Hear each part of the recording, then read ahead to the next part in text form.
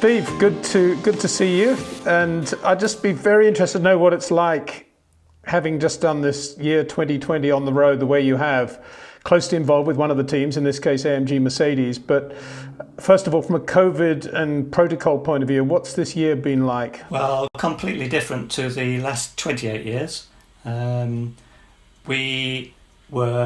Each team had a team photographer and they were embedded with the team. So basically you travelled with the team, you worked in the garage, and you worked in the pit lane, in the corridor out to the pit wall.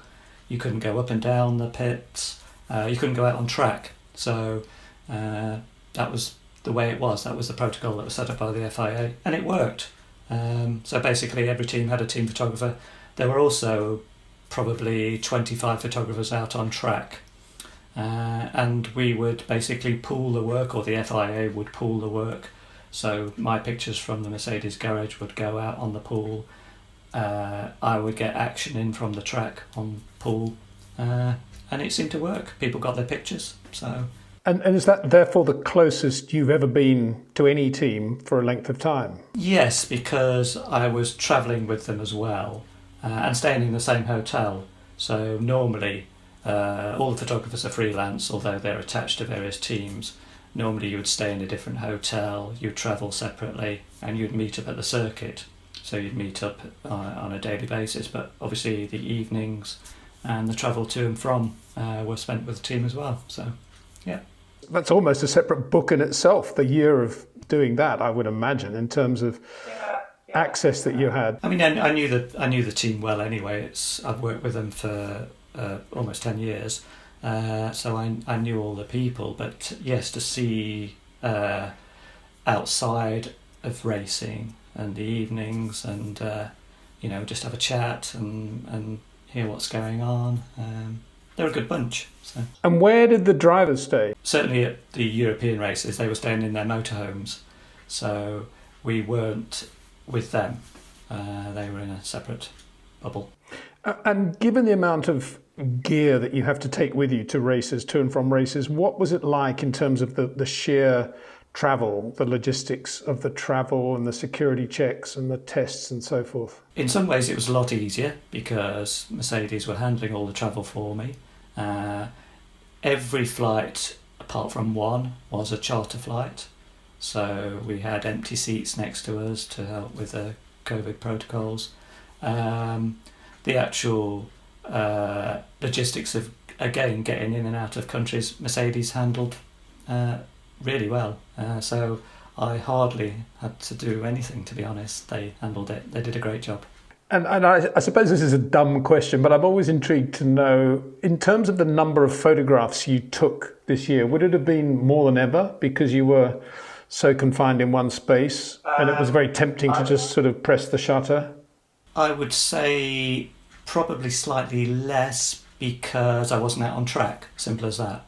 So during a race it was certainly less pictures because we had very little access. So you're in the garage, but obviously the action is taking place elsewhere, apart from pit stops. So yeah, slightly less.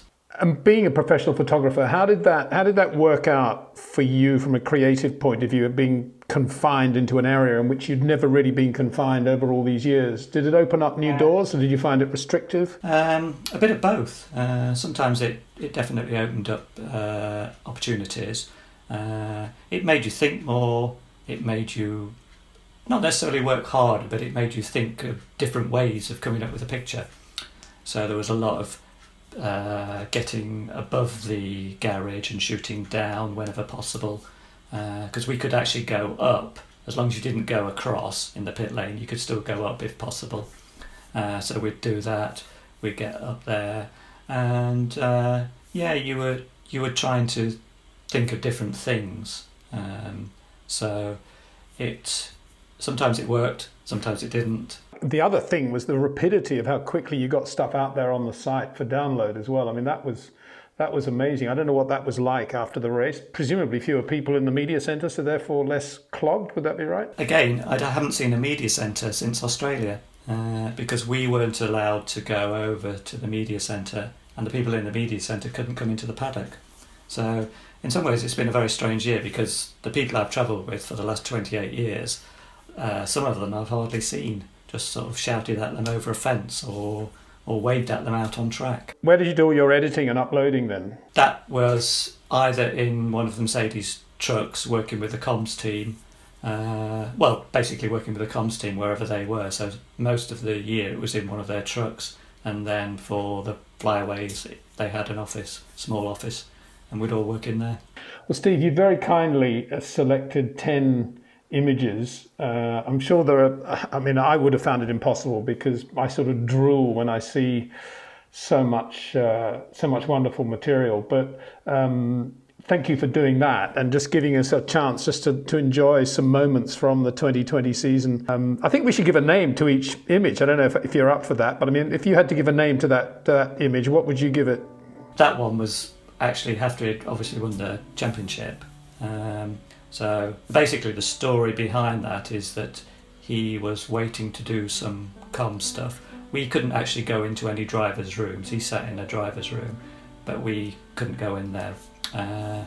And he was just waiting. There was a slight gap between a couple of media appointments, and I just basically stuck my camera not quite through the door. You can see the door in the picture, but it was just a little moment. And at that specific moment, did he know that you were taking that picture? Was he posing there, or is that a real... He knew, because he could obviously see me through the door, but it's just a little reflective moment. It's very easy to say Lewis is into trophies, but I had a chat to him not so long ago about trophies, and he was actually bemoaning the design of many of the modern trophies and how they'd kind of lost their way. But it looks as if he really likes that. Yeah, possibly, yeah. I mean, they do vary, don't they? You've seen a few odd trophies over the years, and so have I. But okay, moving on to the next one, which I'll call, I don't know. I think we got one later on, which is a starburst, but in reality, that's more of a starburst than the one later on, which is in daylight. So this is a double starburst, lovely shot. Where is that? It's obviously getting into the car in the garage, or is that a studio shot? No, it's actually him getting into the car. It's at Bahrain, so obviously night time. So as the ambient light drops, but obviously you've got the floodlights outside, and I got a couple of the comms people just to hold flashes behind. So it's planned. So basically, as he gets in the car, they're holding up flashes behind him, and the camera trips the flashes, and you get this. It's a little bit hit and miss. You're never quite sure what you're going to get, and the people holding the flashes have to make sure nobody walks in front of them. So it's a little bit random, but it makes a nice picture, especially with the car being black. You know, the secret of a good... I was going to say, there's something about the green of Monster and the purple on his helmet and everything else, the aquamarine and the black. It just made everything so sumptuous this year. The secret of a good colour photograph is to have hardly any colour in it, funnily enough. Speed and exposure settings for that? It would be 250th of a second. So I'm trying to cut out any daylight. So 250th of a second and probably 5, 6, 8, something like that. The flashes aren't that powerful, so it would be something like that. But the idea is to cut out any daylight, so you're just relying on the flashes to light it. Did Lewis know any of that was going on, do you think, or not? Probably not. He was just getting into the car. I'd sort of set it up with Nathan, his number one mechanic, so Nathan knows what I'm doing, because I have to stand right in front of the car. And they're a good bunch, as I said before, and they accommodate me and let me in these places. Now, Steve, I'm sure the answer to this is never and no, but have there been any moments that you'd prefer not to talk about involving the mechanics, where you've tripped over a front jack or got in the way stupidly or done something like that? I mean, I've done it a million times. A couple of times. I haven't knocked anything over, haven't stood on anything, but yeah, I've been in the way a little bit, but they've known me for a long time now. I think they just look at me as some old bloke in the garage sometimes. Tap me on the shoulder, pull me out of the way. Nothing really serious. What was your personal photographer's reaction to that colour change? Yeah, it was a surprise to start with. I had quite a few calls with Bradley Lord, comms director at Mercedes, pre-season, and then at the end of one of the conversations he just said, "Oh, and by the way, the car's black." I said, "The car's black," So he explained the situation. Obviously I was aware of what was going on, and that was basically the studio picture. That's why I put the studio picture in, because we had to reshoot the car. So the car started out obviously as a silver car, start of the season in Australia, and then we had to reshoot all the studio pictures. So the contrast between the black and the Petronas green and the Ineos maroon. So it simplifies the colour of the car, I think. And another thing that's happened over the last 3 or 4 years, not necessarily for 2020, but Pirelli have definitely sharpened their act in terms of how the tyres look. And they, particularly when they're brand new and shiny, they look fabulous now, don't they? Regardless of the colour sidewall. But I wonder whether photographically, if you have a preference for which colour sidewall works best. White, to be honest, because again, it's a simpler colour and it doesn't clash with any other colours on the car. But again, this is a sport. We have no say in anything like that, so we just shoot what's out there in front of us.